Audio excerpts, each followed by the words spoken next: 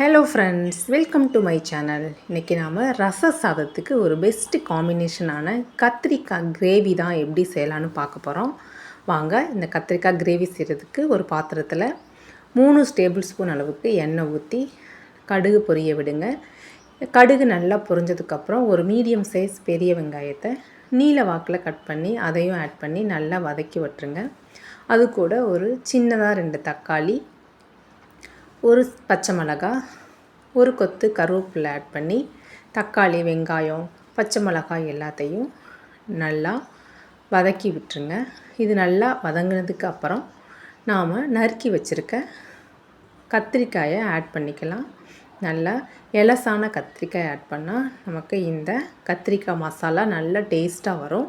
இப்போ பாருங்கள், நான் கத்திரிக்காய் எல்லாத்தையும் கொஞ்சம் கொஞ்சமாக ஆட் பண்ணி நல்லா வதக்கி விட்டுறேன். இது கூட 1 டேபிள் ஸ்பூன் அளவுக்கு மிளகாய்த்தூள், தேவையான அளவு உப்பு ஆட் பண்ணி நல்லா வதக்கிடுங்க.